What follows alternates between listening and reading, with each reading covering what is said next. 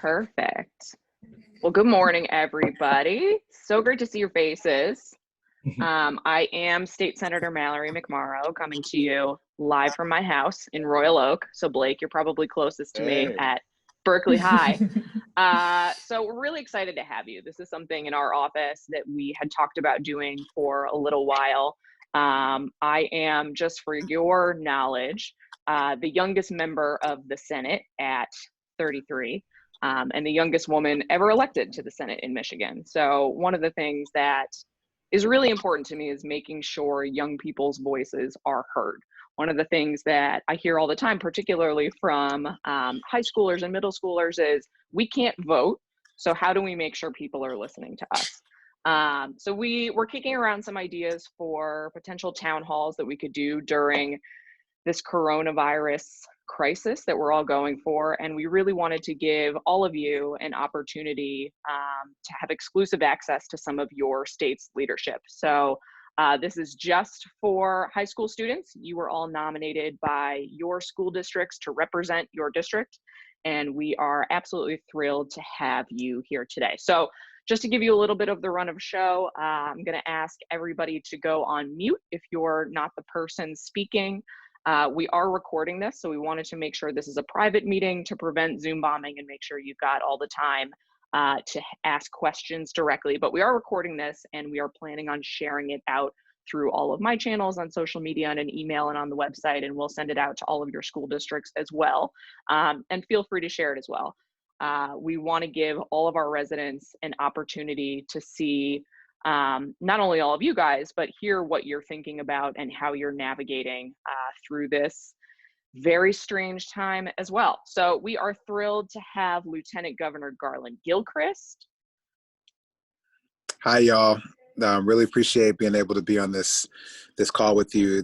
This is super important to make sure that everybody has the chance to say what's on their mind and be heard and be listened to, be responded to. So that's really important to me, and I appreciate Senator McMorrow for making it happen. Absolutely. And Michigan Teacher of the Year, Cara Lougheed. Hey, everybody. I'm just really, like I said, I'm really happy to see all of you. I know I don't know all of you, but I don't get to see teenagers right now because when you become the Michigan Teacher of the Year, sometimes they tell you don't have to teach anymore, for the year. And so I haven't been teaching. And so when all of this happened, I didn't have any students and it was kind of sad for me.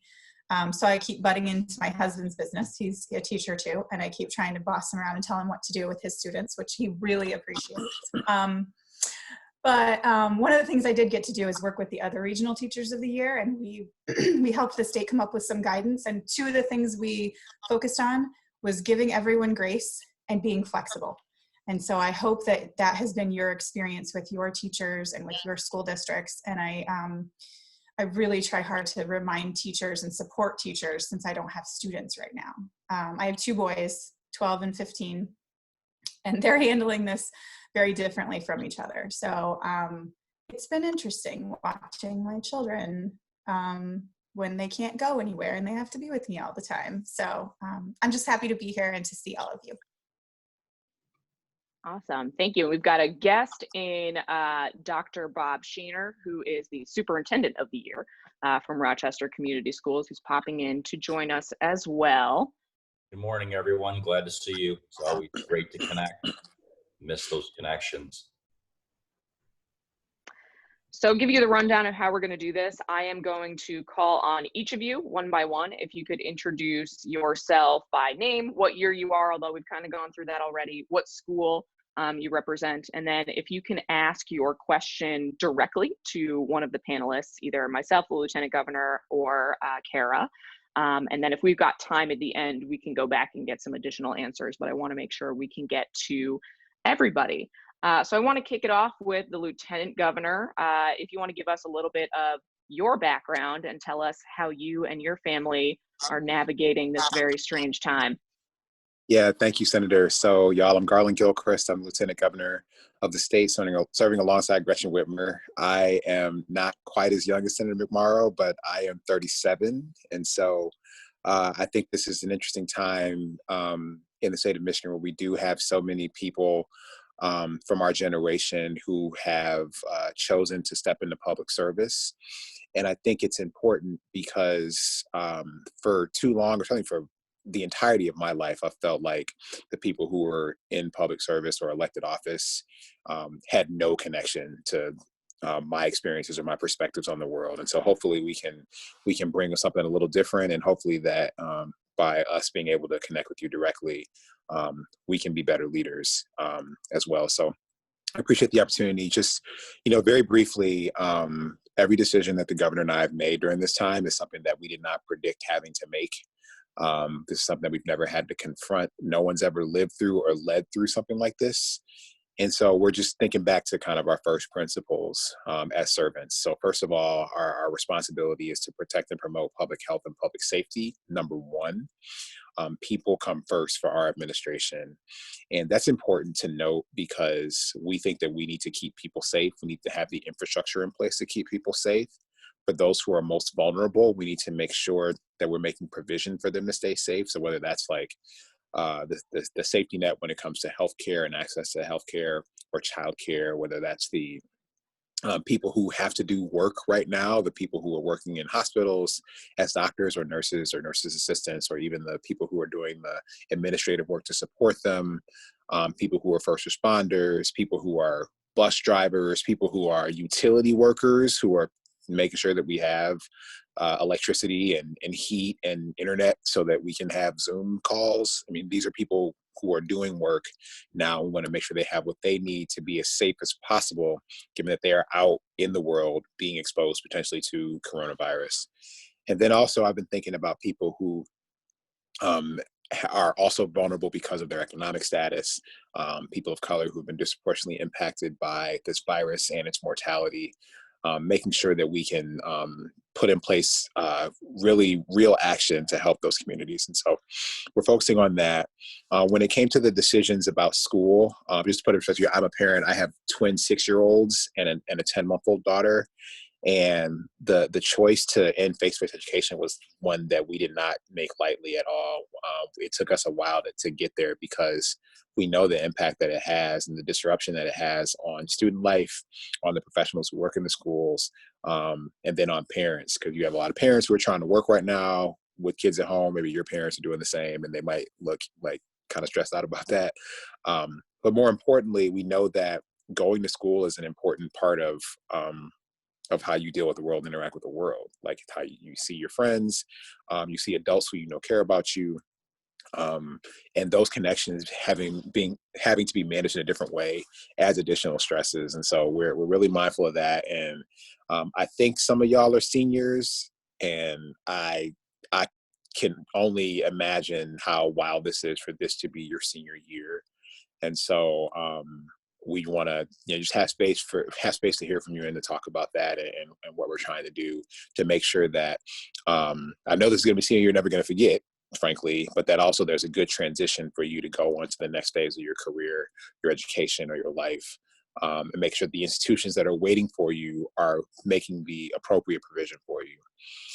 The last thing I'll say is, given a lot of those stresses that are on people who have been staying home and staying safe and being mindful of the guidance that we've given and the order given to the state, I know this has caused immense mental and emotional pressure. Don't know what to do right now when you're doing things you've never done before. And so we've tried to make it so that the state is providing resources for people to get help. And I think that's really important, and it's not to be lost that young people need help too. I mean, this not only impacts high school students, but even down to my first graders. Like they're asking questions that, certainly I didn't anticipate they would ask as a parent. And so sessions like this are hoping that we can give you the chance to get those things out there, and then we can get you the answers and resources that not only you can get as individuals, but that you can take back home to your classmates that you're still talking to and working with to make sure that they know that people are there for them as well. So I thank y'all for being leaders, and looking forward to talking with you more. Thank you, Lieutenant Governor. All right, I want to jump to Cara as the Teacher of the Year. I mean, it's crazy to think back to when you joined us in Lansing. That already feels like a decade ago when we were gathering in groups, when we were celebrating, and how quickly things have changed. I mean, even a few weeks ago feels like many years ago now. So can you talk a little bit about what you've seen and experienced in your role, how are teachers and students adapting to education, and how have you personally been adapting to such a drastic change, not only in your role over the past year, but in this very different time of how we're operating? Sure. Thank you so much for including me. And I think the first thing I want to say is that it's been incredible to watch. I've been really privileged this year to not to be released from the classroom so that I could do all of my Teacher of the Year stuff. But now all of my Teacher of the Year stuff is canceled because I can't go anywhere or do anything. And so I've been in this incredible position to watch and observe and support the adults. And so that's what I've been trying to do, offering my support to the new teachers in my own district, offering my support to my building principal, working on that state guidance. Like I had mentioned to you, there are actually 10 regional teachers of the year. I was region 9, and so there's 9 other people that I've gotten to know really well. And I've been watching all these people work so hard to make sure that kids are taken care of. And it's really like renewed my belief that teachers are incredible. They're incredibly adaptable and innovative because they care so much about you guys. And that's really the thing that I've seen more than anything is this need to keep those connections with their students. And just even, and not just maybe the stuff that you see on going viral, you know, but the regular stuff that your teachers are doing day to day to connect with you. That's what I'm seeing. And it's just really lovely to see all of that. And some kids are struggling more than others with missing their teachers, but just having that connection, I think, is so important. I also see teachers being really hard on themselves. They feel like they're not doing a good enough job. Counselors are feeling the same way. Principals are feeling like, how can they support their people when they're not even seeing their people? Superintendents are under a lot of pressure. And so, like I was saying before to you guys, I just hope everyone's giving themselves grace, including you guys, like not being too hard on yourselves if you just don't feel like Zooming one day. I think that's okay. My 2 kids, like I mentioned earlier, 2 boys, 6th grade and 9th grade. And it's been interesting watching how they respond, because my 15-year-old, my 9th grader, is kind of an old soul. Like, he gets up in the morning and checks his email and puts on his slippers. Like, he's hysterical. You should see him. And he just does all his schoolwork, and it's fine. And he asks for help if he needs it. My husband's a math teacher, so that's, he gets a little help there. I teach English and history. But my 12-year-old is just really mad. He's really mad about missing his friends, and he's really mad about missing baseball. And he's really mad that he can't just go do normal things, and his schoolwork doesn't feel like it's real. Like, why am I doing this? And so just kind of helping them navigate that has been interesting for me as a parent, to kind of help them through that. They're just very different. And so I'm sure some of you are feeling one way or the other. Some may be feeling more stressed out about getting the work done, and others it's like trying to force yourself to do it because it doesn't feel important, or it doesn't feel like real school, but just know that the adults are working really hard to make sure that you're taken care of, and that you're heard. And I think this is an example of that as well. Thank you. All right, we're going to open it up to questions. So when I call on you, if you could again introduce yourself, what year you're in right now, and what school you're from. And then, of course, put yourself on unmute, and then feel free to ask away. So we're going to start with Blake. Hello, everybody. How's everybody doing? Well, my name is Blake Phillips. I'm a junior going into senior year at Berkeley High School. And I have a question to Senator McMorrow and Lieutenant Governor Gilchrist. So obviously with the stay home, stay safe guidelines, being extended, and social distancing being extended to the summer and, possibly fall, that means that a lot of businesses, don't want to open or can't open. And it seems that we are attacking the health side of things long-term and short-term, and the economic side of things, at least short-term. But what are some of the long-term economic solutions to the lots of Americans that are going to be struggling economically when this is all said and done, and right now? That's a great question. Lieutenant Governor, I can start, and I think it's good to have the perspective because we come from different cities, Detroit and the suburbs. So I can start with that and would love to kick it over to you. Okay. It's a great question, and it's something that I think about very often. I held a virtual town hall last week where I reviewed many of the plans to reopen the economy. So there was a plan from Harvard AEI, which is a think tank that leans a little more right, the Center for American Progress, which is a little more progressive. And there's a study from MIT that I've been focused on a lot, which is particularly when the coronavirus hasn't yet impacted you personally. I think it's really hard as we're asking people to stay home to maybe not necessarily see it unless you have lost somebody, to realize how devastating this virus is. So what we know is that during the 1918 flu pandemic, those cities and those places that took really, really aggressive mitigation efforts for social distancing ended up having a better long-term economy. So, you didn't see it right away, but over multiple years, those cities that really understood, okay, we've got to tamp down on this virus, they were better able to rebound. And I think that's one of the hardest things. And I talk to, small business owners and people who have lost jobs every day who feel like, the responsibility that we're all taking to effectively put ourselves on pause is really hard, especially if you own a small restaurant, if you own a small business, if your profit margins don't already last that long. We know that a lot of people in this country, can't withstand a $400 emergency expense. So that's a really big challenge that we have to look at. But, it's how do we address all of these things simultaneously? So one of the schools of thought that I really like, and that we're starting to see be put into effect, is what Harvard calls transition and mobilize, right? So we've put everything on pause, but what can we do to start to re-engage the economy to be better prepared for the next pandemic? So Oakland County, for example, started a grant program for small businesses who are pivoting their business to be able to manufacture personal protective equipment, for example, like masks and gloves and all these sorts of things, so that when we come out on the other side, we're not only better economically, but we're ready so that we're not surprised by something like this when it happens again.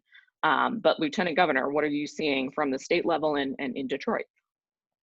Yeah, I appreciate that, Senator. And so, as Senator alluded to, I live in Detroit, and I'm calling from Detroit. And so, certainly this has been the place in our state that's been the most deeply impacted as far as the scale of the challenge. And that's unique. I mean, it's on a personal level to level set for you. So I've lost 17 people in my life to COVID-19, family members, friends, people I've worked with, et cetera. And I know a lot more who have been infected or impacted or in the hospital or whatever. So this is real for a lot of people. And I think when we're talking about what it means to support people and support businesses during this time, I think it's important to remember that people come first, that when you're talking about our economy, the American economy, our economic system is predicated upon the assumption of consumer confidence.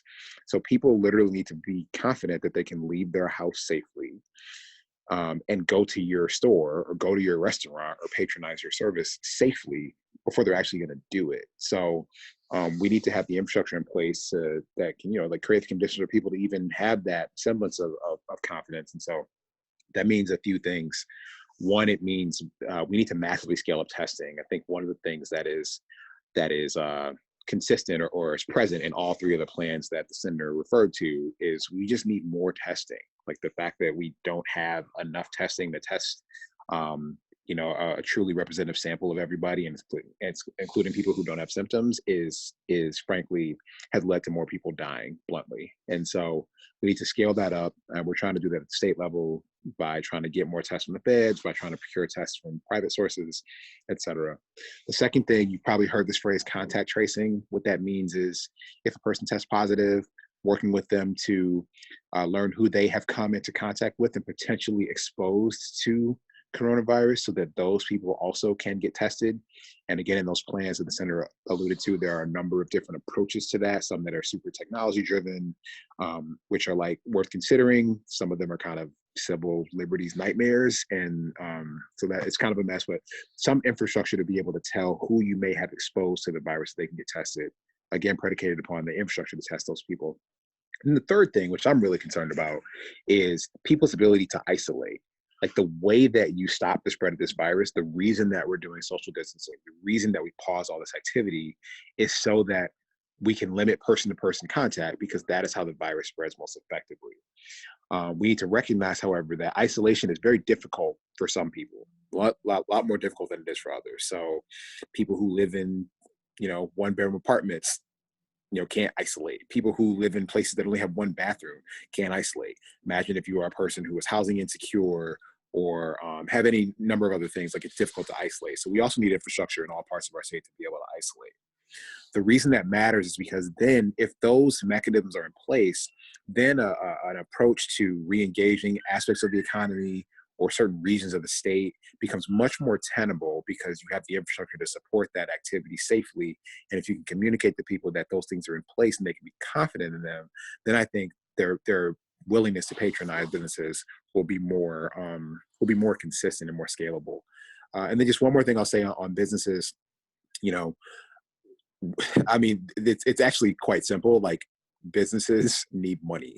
like whether it's the Paycheck Protection Program at the federal government level, which is something that I tried to promote here in the state of Michigan with my predecessor. That program was designed, or at least rhetorically designed, to support the smallest businesses in our communities.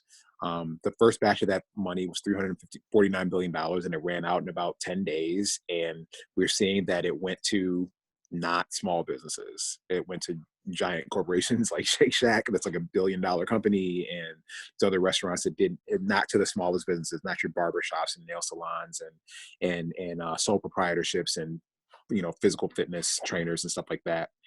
The second batch of that money has come through and was signed into law by the president over the weekend, and so now we're trying to make sure that that's designed in a way that will actually serve the businesses that truly need it. Those undercapitalized and under-resourced businesses, like the senator referred to. We have some stuff at the state level. Part of that money that Oakland County is using to grant out to those businesses is due to a state match that's come from the Michigan Strategic Fund. And so we're trying to make resources available in the way that we can, but we're going to need tremendous amount of federal investment, frankly, because that's where the money needs to come from in order to undergird people, to support the safety net. And so that small businesses will know that their employees are taken care of, like all these things. We have to have historic investment. And so that's what we're fighting for. Awesome. Thank you. Thank you. All right, next up is Anna. Introduce yourself. What year are you? What school are you from? And then ask away. All right, hi, I'm Anna Nickel. I go to Rochester High School and I'm a senior this year, so it's a sad note to end on, but we're trying to push through. So Lieutenant Governor Gilchrist, you talked earlier about student mental health and mental wellness. So most of my question is directed towards you, but Mrs. Lougheed, I hope I'm saying that right. The question is also kind of going to you because you are a teacher, so you are actually with us. So my question is, obviously isolation has been proven to have negative impacts, not only on mental, but also physical health. And we've needed to stay home and obviously stay away from human interaction. So I'm asking, what advice do you have for students besides staying connected? And what type of plan would you like to see roll out in the future regarding students' mental wellness? Yeah, I really appreciate that, and I'm really mindful of it. Just to say up top, I do think that, what's ironic about social distancing is it actually magnifies the value of our connections and how reliant we are upon them for our safety, for our sanity, for our well-being. And so I know this has been difficult and unprecedented. I think, there are a few things I'd say. So one is our Department of Health and Human Services. So we opened up what we call a warm line, which is a phone number that people can call to be able to get access to resources or just to talk to somebody about challenges you may be feeling. And we do have some specific provision in there for young people to be able to call and get more targeted support. So I want to make sure that that's promoted and that people take advantage of that. But I mean, I think there's like individual things you can do, and then there's also things that we need to look at collectively or systemically. So like on an individual level, we launched a partnership with this company called Headspace. They make this like, iPhone app and the Android app that is mostly focused on mindfulness meditation.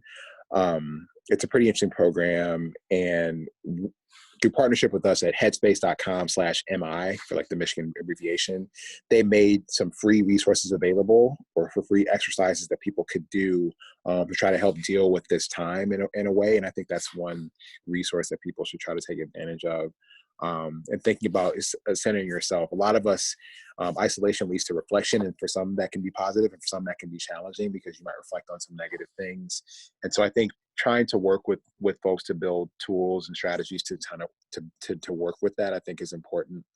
I think the second thing I'd suggest is the practice of not just keeping connected with one another, but this is an opportunity, a unique opportunity to have really intergenerational conversations. So if you do have family members who are older, checking up on them could lead to, I think, some really rich conversations. To give you a personal example, so my grandmother, who lives with my auntie in Southfield, I was talking with her, last week, and she was telling me about her father, my great grandfather, who lived to be 104 in Alabama, and how he was, toward the end of his life, he died in 2006.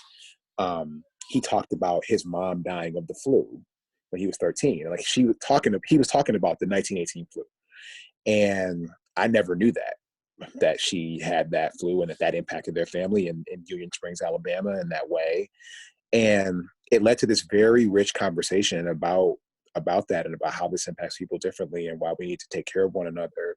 And it was really rich. So for someone who has the privilege of having an elder member of my family to be able to have that kind of intergenerational conversation with, I found that quite that was a healing conversation, I think, for both of us. And so finding ways to not just connect with your peers, but also to connect with folks from other generations, I think can be quite beneficial in terms of that perspective, in terms of the perspective you can offer them as to how this is landing on you.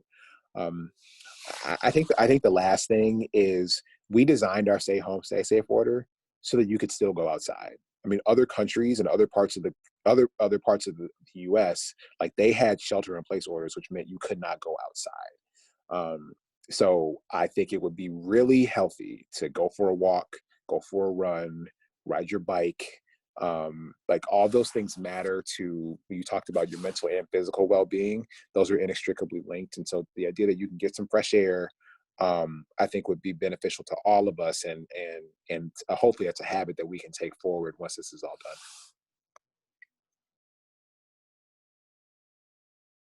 done.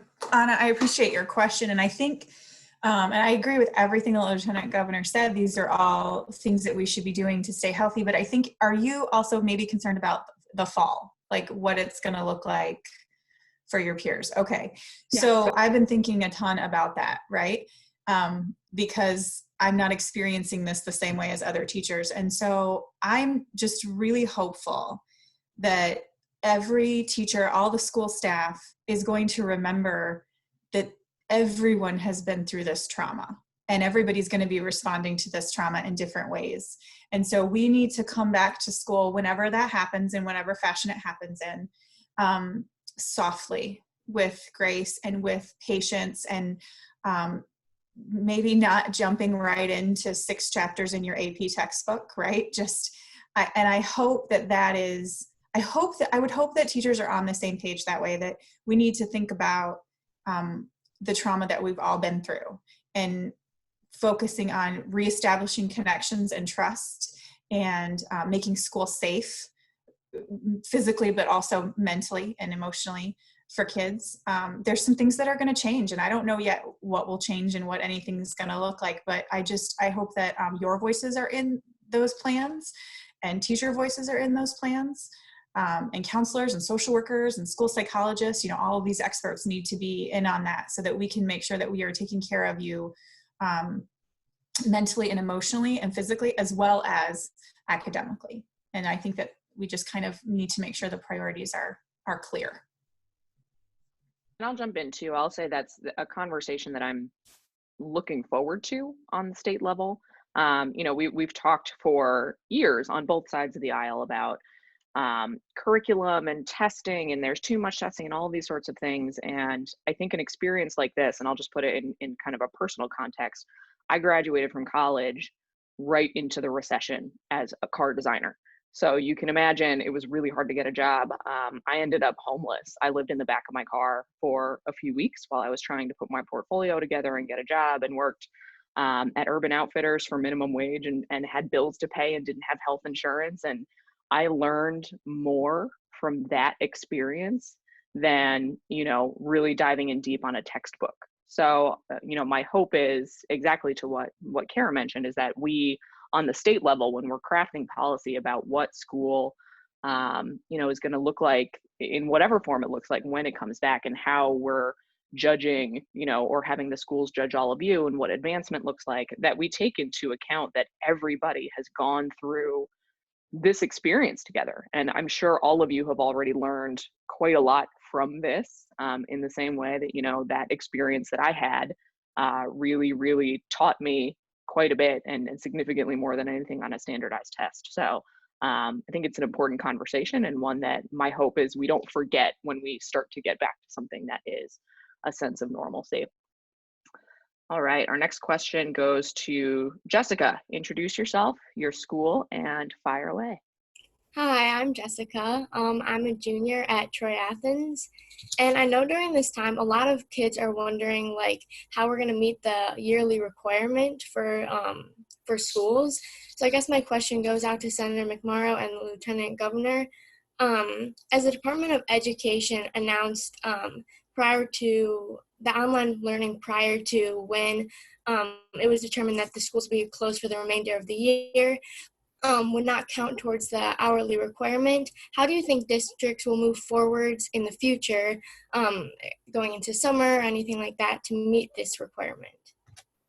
Yeah, I think that's a great question. And Dr. Shaner, who's on the call as well, he and I had some long conversations together about this announcement. I think when the shutdown happened and we started to have to stay home, schools were even ahead of the official announcement, especially schools that I represent. And right away, many of the schools and teachers and administrators and students really quickly mobilized and put together, with no guidance, what does this look like? How do we do remote learning? How do we make sure everybody's got a laptop? And what does curriculum look like? And it was this Herculean effort to keep things running.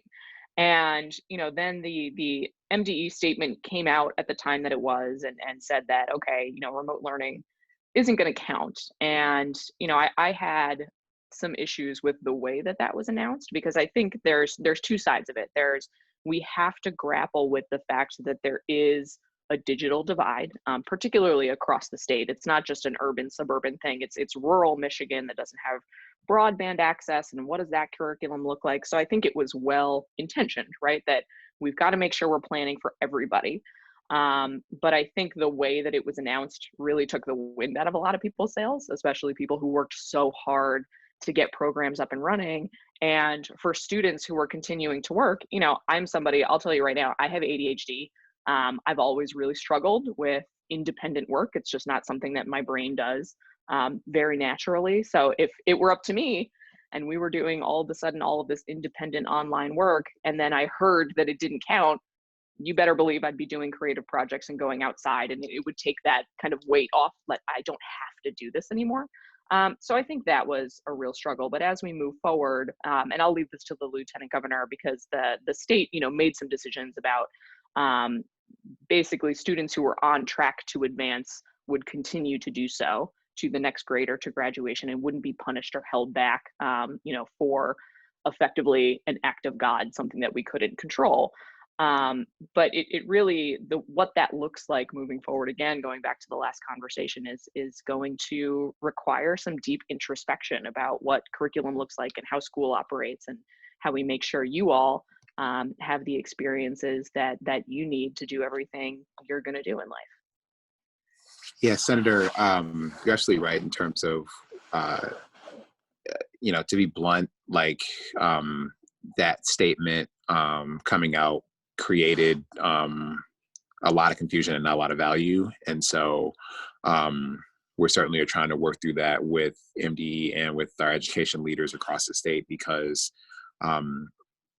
regardless, that work clearly matters. Okay, let's just be real about that. And so we need to make sure that it matters in a way that there can be some accounting of it, and so that you can get credit for it. We think that's really important. And so just to say that flatly before diving in more deeply, I think this is important to note. The infrastructure that was put in place to support learning that's been stood up in this really quick amount of time is I think, actually quite incredible. And I think will have a long-lasting impact on the way that instruction is delivered, certainly nationally, but I'll just speak for in Michigan. I think that, and it has the potential to enable us to meet students' needs in a much more robust way, because it can support kids who, perhaps their learning styles or whatever may be better suited to some of these different approaches for consuming content, delivering content, et cetera. So I'm actually quite excited about, I think, the lasting impact in terms of the experience of learning and of delivering instruction, what that'll mean. It's been really important to us at the state level to make sure that the education professionals are supported in trying to do this. So working with districts to use their more flexibly available funds for professional development, for securing resources to deal with that digital divide and things like that are really important.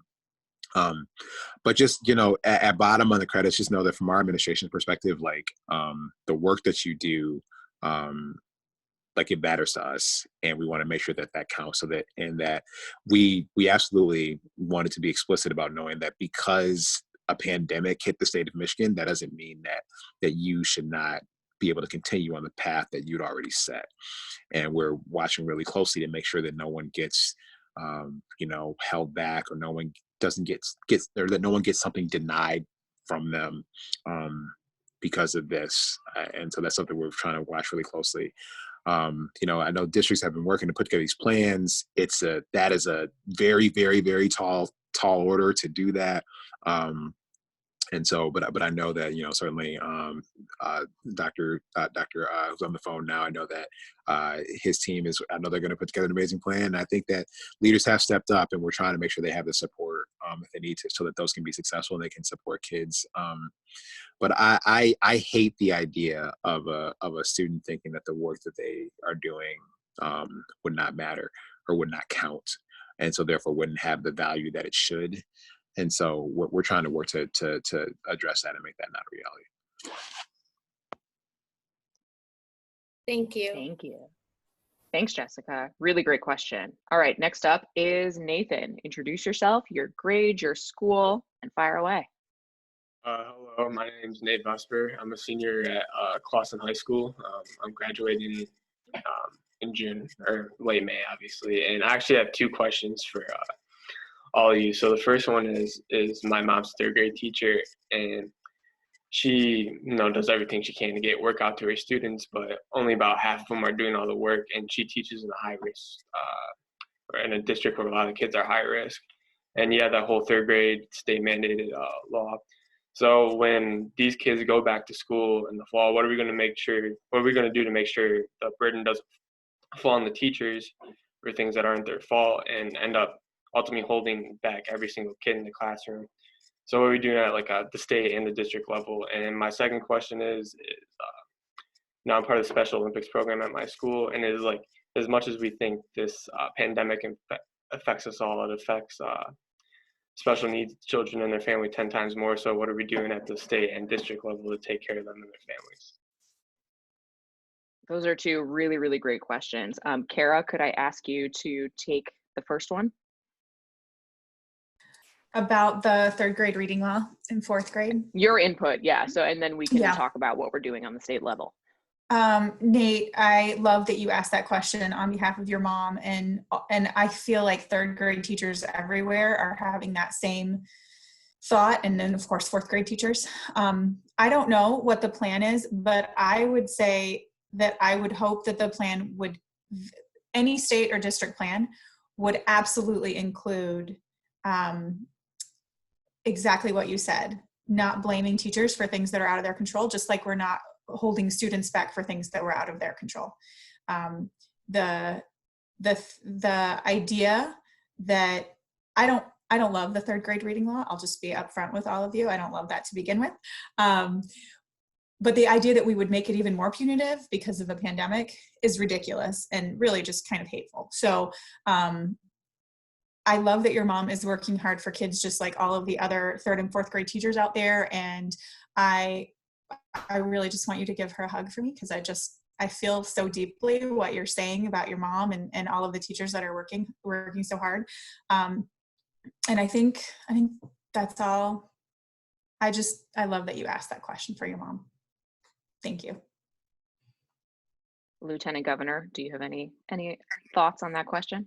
Yeah, I appreciate it too. I mean, to be clear, like the 3rd grade reading law is incredibly problematic, and it was problematic before this pandemic. And we tried to be explicit, at least in our order, about its that we would be putting that law on pause. Our administration has been really clear that we think that law needs to be rescinded or significantly rewritten to the point where you wouldn't recognize it. So we think that it's really problematic. And so when it comes to this notion of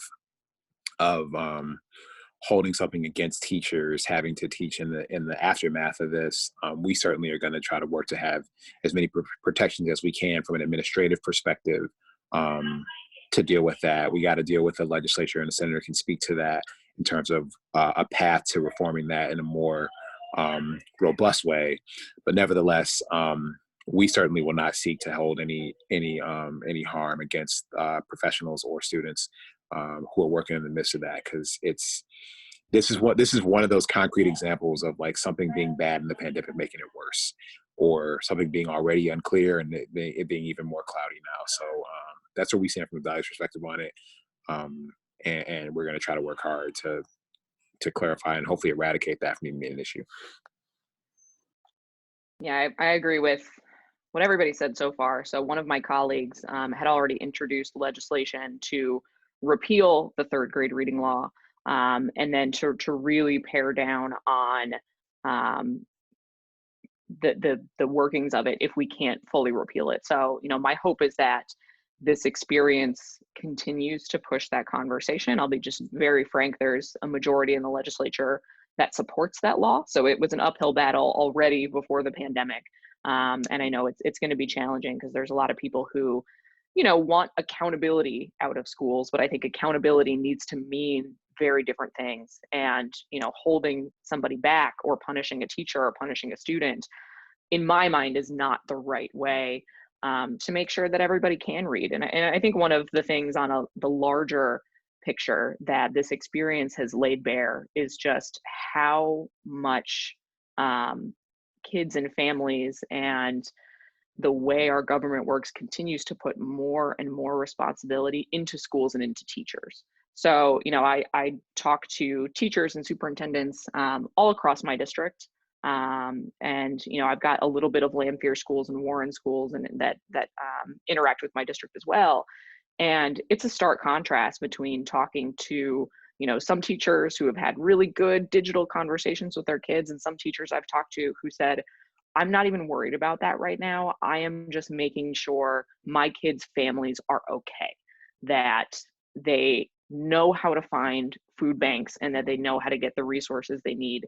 And it's really different. So I think coming out of this, we've got to take a really hard look at what is the responsibility of a school and a teacher, and what are the things that frankly should be the responsibility of the state and the government to make sure everybody at their baseline is okay.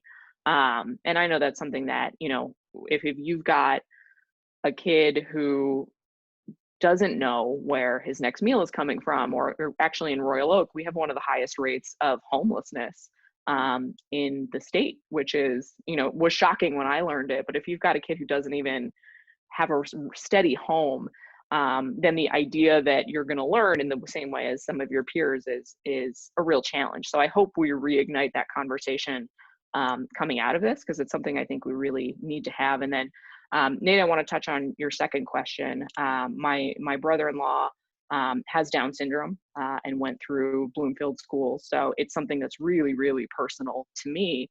And you're right. I mean, what do we do for people with special needs who need connection with other people? My brother-in-law isn't going to connect the same way over a Zoom call he needs to see other people. And that was really, really hard for us and our family. I became an aunt during this pandemic. And, you know, my mother-in-law, who's 80, who still lives with my brother-in-law, went to go visit. And, you know, we had some really hard conversations in our family about the need for social distance and how unsafe that was. But it was also grappling with, you know, I had to understand and take a step back and realize he needs that connection, you know, just to feel kind of okay. And how do we make sure they're safe no matter what? So it's a really important conversation to have. Special Olympics provide so much for so many people that we're losing right now. So, you know, that's going to have to be something where it's the double-edged sword of many of the people who really, really need that connection are the ones who are most vulnerable from a virus like this. So I don't have the answer yet, but I'm glad you're asking and thinking about it, because it's something that I think about every day. All right, next question goes to Adriana. Hi, yeah, Adriana. Yeah, you're good. My name is Adriana. I'm from the International Academy from Bloomfield Hills School District. I'm a junior, and I have two questions also. My first one is, next year, in terms of class sizes and how we're going to be reacting within school, I've heard that some districts are planning on implementing like half the students come to school at one time while the other continue virtual learning, and then they switch out and in like as needed. Are there plans in the works of that, and how do you expect that school life will change? And then I can ask my second question now or after, depending on. Sure, we can take that one at first. Kara, what have you seen so far in, you know, I know plans are still in the early phases, but what are the conversations you're having with teachers? So mostly just, oh my gosh, what are we going to do? Like, that's the conversation that I'm having with teachers. But I know that my own district is looking at putting together some task forces to look at different things and different possibilities. And then I've just been on my own, just researching. Just people are writing articles and they're putting out, you know, possibilities. So I've just been doing a lot of reading to try to figure out what's out there as an idea. Obviously, any of these big changes are going to cost a lot of money. You know, that's just the bottom line. It's going to cost. And so you have to figure out how to do the best thing for kids, but then also we have budgets to meet, you know, so that's a reality.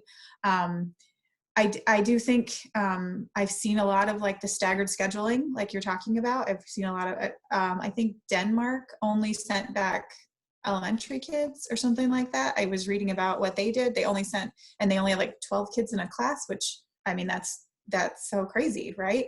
And then I know that states are talking about setting up, like you said, like kind of a hybrid system, like remote teaching and learning, and then also some in-person learning. One of the things said you couldn't have any sports events, you know, because it's too many people altogether, which is just heartbreaking. My 6th grader is in love with baseball. It's his favorite thing. So there's a lot of conversation going on, and there are a lot of really smart people coming up with some great ideas. We're going to be dealing with this virus for a while, so we're going to have to get really creative until we really get a handle on it. And I look forward to hopefully being a part of those conversations and seeing how districts can kind of work together to come up with those ideas. I think that's already been happening a lot, which is awesome that districts are collaborating with each other. So yeah, there's a lot to talk about. There's a lot to consider, and I'm not sure what's going to happen. And I'll say too, I mean, I haven't seen any specific plans, and Lieutenant Governor, maybe you've had some conversations at looks like Garland's back. All right. So the question, did you hear the question, or should we repeat it? It was the question about this like half students in person, half virtual. What might the future of school look like? I haven't been involved in these specific questions at that level, so I can imagine there's going to be a range of solutions proposed. But so I haven't heard anything specific on that. I do know in all of the plans I've read just for reopening, so businesses, public spaces, they all advise continuing to promote telework as much as possible. So I think that as we think about the future of school, is it that hybrid? Is part of it remote and part of it in the classroom? I hope that will be a part of the conversation, because again, going back to an earlier point, one of the things that I think is a silver lining on this, I think about oftentimes some of the limitations for single moms and people with disabilities in getting jobs in the very traditional kind of way that we work, which is you have to go to a physical location, you have to be there, from 8 to 6 or 9 to 5. And what opportunities can we make for people if we start to think about how can we leverage remote work and telework and these technologies more and more? So I think that should be a conversation with schools as well. Yeah, I think that's right. I mean, as someone, I spent 3 years of my career working completely remotely, and there certainly are benefits. I mean, I think what was brought up earlier, though, in terms of making sure that we do have provision for people who do have special needs and different supports, like, if you had someone working with you as part of your IEP, and then like that person not being able to physically be there with you to manage your learning, I think that we need to be creative about how to deal with that. So I'm actually, though, optimistic in terms of the plans that districts will come up with. And so we just need to make sure at the state, from a regulatory perspective, that we are giving them the ability to meet their kids' needs and their families' needs. All right, Adriana, your second question. Yeah, so I know my organization has been working to help with communication across students throughout the state, but we've only been able to reach so far as the Metro Detroit area where we're centered. Are there ways that we can implement either a pen pal system among students to connect them across the state? Maybe they can talk about the things that they're doing during this time, just getting a feel for how we can help communicate across students. I love that idea. I don't know that there's a network like that exists just yet, but I'd love to help with that. Cara or Lieutenant Governor, do you know of anything that connects students from across the state? Generally just teachers connect students across the state. Whenever we've done those types of things that you're talking about, it's one teacher reaching out to another. There are ways to connect through the teacher union, because the teachers union is all across the state. There's 2 unions, the MEA and the AFT. And so that would be a good, I think, place to start. And we also have college students that are aspiring educators that might be interested in kind of helping with that. We also have, like I was telling you before, we have 10 regional teachers of the year, and all of them are all across the state from the UP to Detroit. So if you want, Senator, you can give her my email, and we could chat about maybe getting you in touch with some people. I think student council advisors are another way to connect outside of your region. They talk to each other from all over the state. So yeah, any of those I'd be willing to help with, or I can put you in touch with some other teachers. Awesome. Thank you. I'm really excited about that idea, and I can't wait to see it come to life. All right, we've got 2 more students to ask questions. So Asher, you're up next. Hi there. Hi, I'm Asher Lucart. I'm from CM High School in Birmingham. Yeah, and I have a couple of questions as well. The first one is more of a state policy question. Anytime that there's an economic crunch, there's a big problem with tax revenues decreasing, especially not this year in particular, but the next year, where there's really going to be that impact. And I'm curious what's going to happen with education budgets that go out especially to the already disadvantaged districts, like in Detroit, that are being hit the hardest by COVID-19. Yeah, I can speak to this one first. The level of impact that's going to have on state revenue is something like we have never imagined. Think about the impact of the Great Recession, but all happening at once rather than over several years. And so whether it's things like sales tax revenue, which obviously directly impacts the way that we fund schools, thanks to Proposal A, property tax receipts are going to be down, as well as on the gas tax front. State traffic, I think, is down as of last week. The last stat I saw was 55 or 60% on state roads. So we're going to be getting less money in from revenue. That's going to impact different municipalities differently in the state as a whole. The real answer to that question, or what the answer should be, is that we're going to need support from the federal government to provide resources to fill that gap. To date, the coronavirus relief packages that have come from the federal government have had very paltry sums of money for state and local governments, and we're going to need a lot more in our next packages. And sort of our congressional delegation, Republicans and Democrats are advocating for that quite fiercely in terms of the next relief package. So that's a good thing because we're going to need that. But this is going to lead to some really, really difficult, even more difficult than our previous budget conversations coming up now. We're going to have a revenue estimating conference, which we have twice a year in the state. There's going to be one in May, and that's going to talk about what we project to be the impact on this fiscal year. And while there will be a deep impact on this fiscal year, it's going to be an even deeper impact on fiscal year 2021. And so we're still trying to get our arms around how much money we're talking.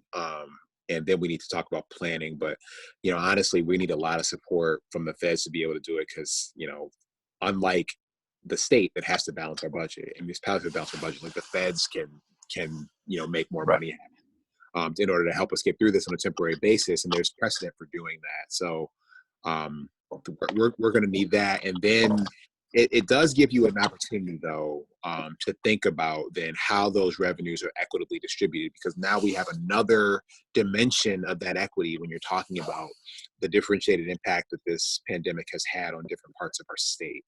And so we certainly hope that is hope to make that part of the conversation when we are negotiating budgets going forward short term, because we have to be mindful of that, because not recognizing that is not recognizing reality.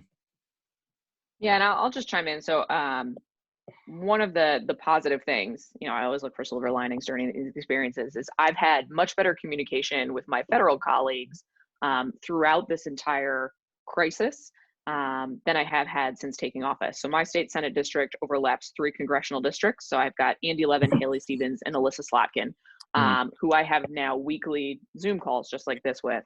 To talk through what's happening on the federal level, bubble up issues that we're seeing on the state level.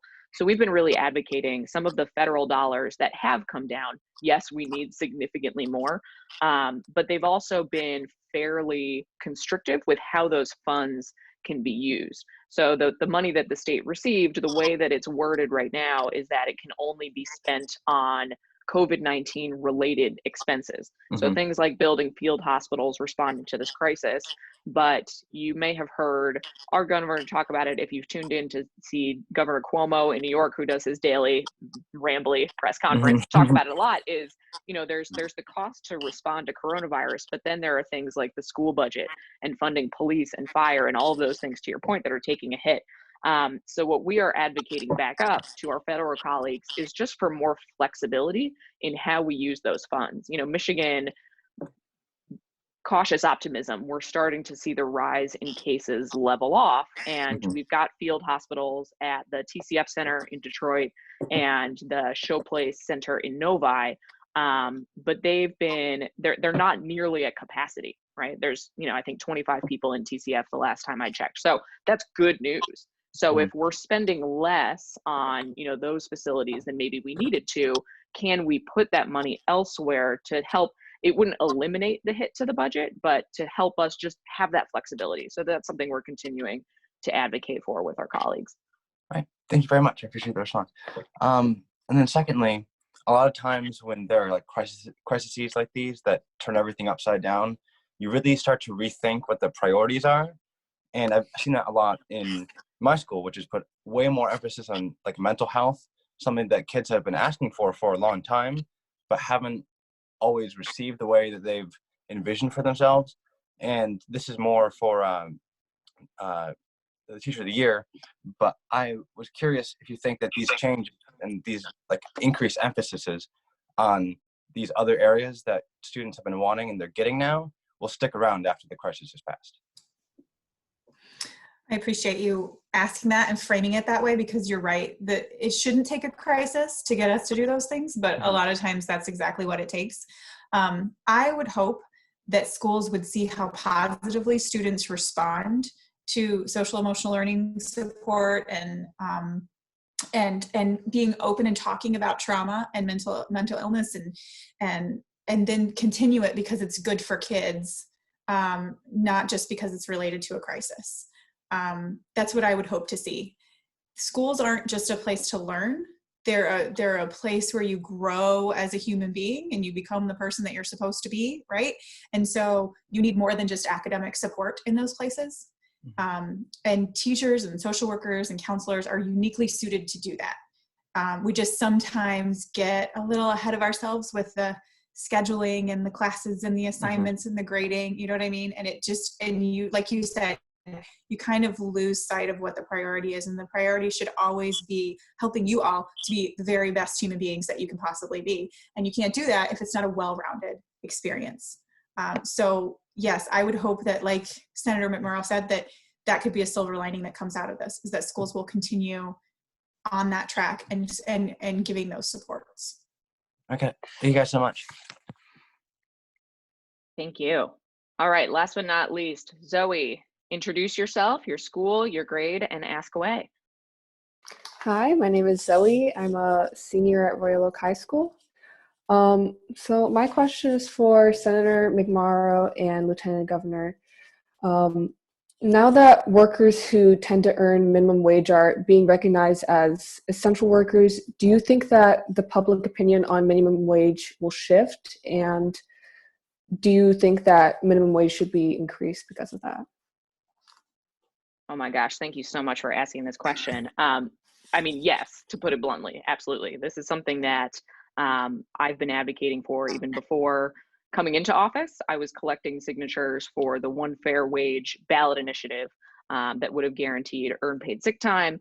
And you know, especially as we look at, there's nurses and doctors and everybody celebrating those, but a lot of it is people who work in our grocery stores and in-home healthcare workers. Who, especially as our population ages, Michigan is one of the oldest states in the country in terms of our average age. And here in Oakland County, you know, we're one of the oldest counties in the state. So we have a lot of people who are going to require in-home healthcare aides. And a lot of times those jobs pay minimum wage, and you're directly responsible for helping care for somebody's life. And it's a really, really hard job to recruit people into, when, you know, you're making the same as you could make at a Starbucks, and that weight of that responsibility is not necessarily the same. So absolutely, to answer your question, I think the minimum wage needs to be raised. When we've seen just the amount of income inequality we've seen, and a lot of that is largely driven by the cost of living has gone up exponentially, and our average incomes haven't kept pace. So it's going to be a challenge, you know, I'll be very honest, just given the makeup of our legislature currently, to push for those sorts of things. But I will continue to do so because I think it's really, really important.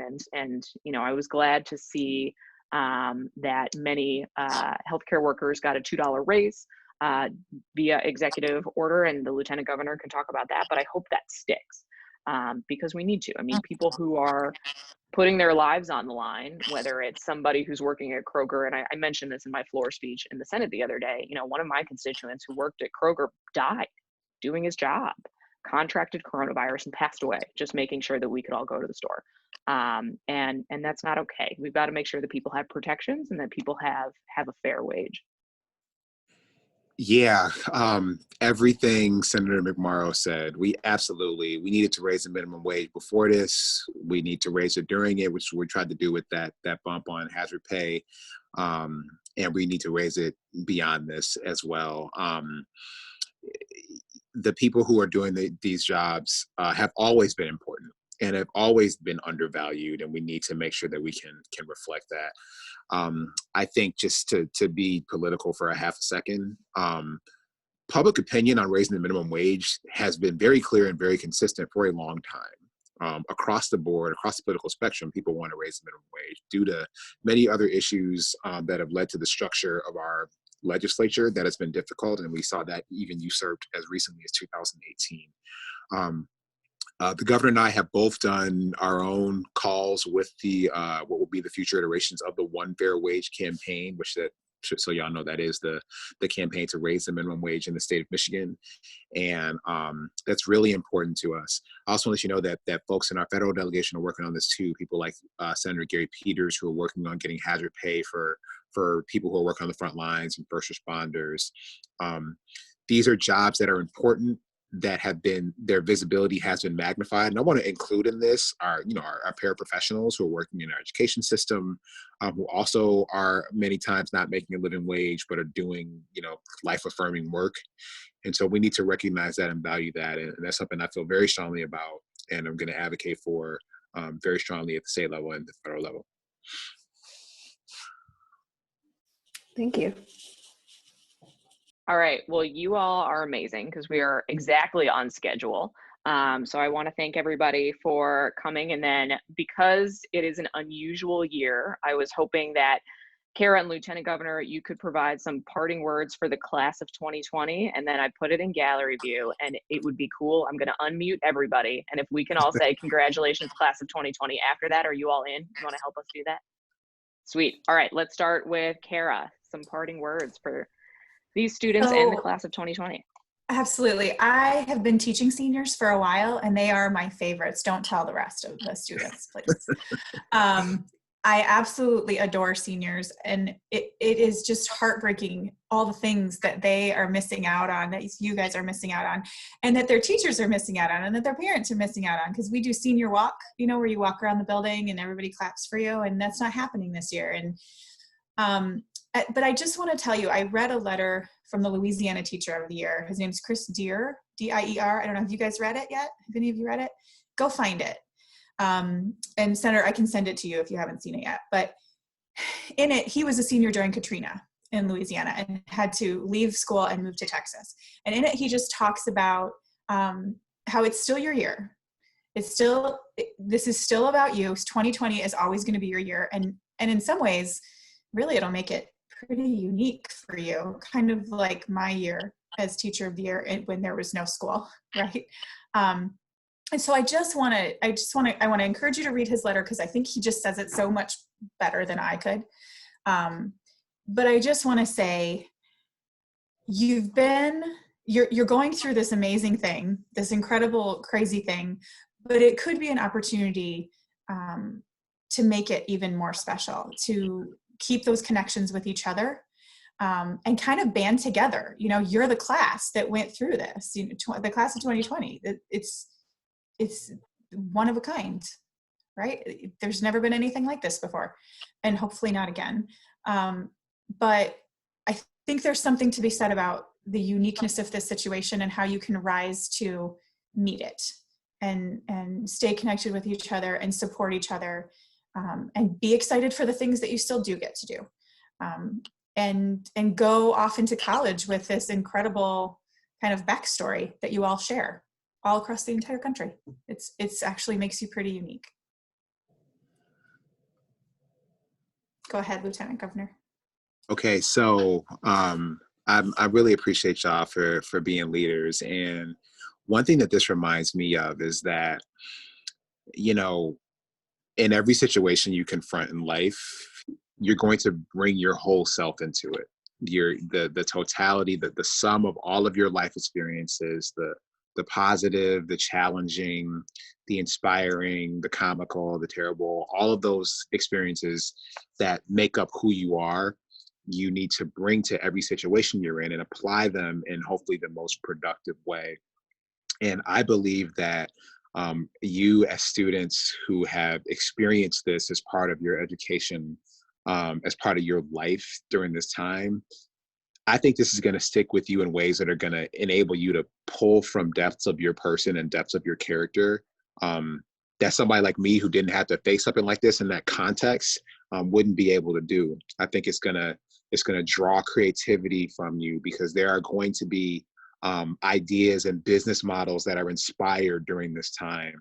It's going to draw innovation from you because you've had to be resourceful in different ways to be able to find pathways to make things work that might have been simple before but are challenging now. And you're going to remember how you drew on that resourcefulness. It's going to enable you to value relationships in a way that can lead to can make those relationships be the starting points for beautiful new things that we can't even imagine. And so I think that having gone through this, you will absolutely be better and stronger for it. And I do believe that the impact that you have will be greater because of it. And so I would just, I hope that, you know, even though this may be challenging for some of you who may have lost people like the way that I have, but I hope that you look on this time and draw on it as a source of strength, because it is something that will mean that you're going to have a different impact on the world. The world was already going to be different because you're in it. Like, there are things that you were put here and appointed to do that will only happen if you do it. That is a definition of making history.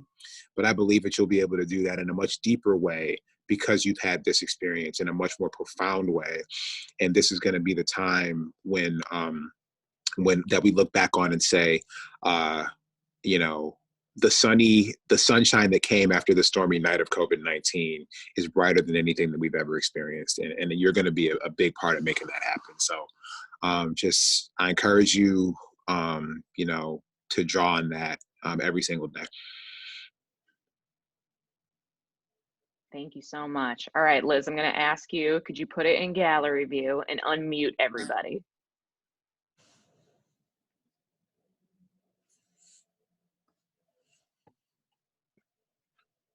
See it ticking out one by one. All right. If everybody can join me, we're going to say on the count of 3, congrats, class of 2020. Then we can clap it out. All right, ready? Okay. 1, 2, 3. Congrats, class of 2020. Yay.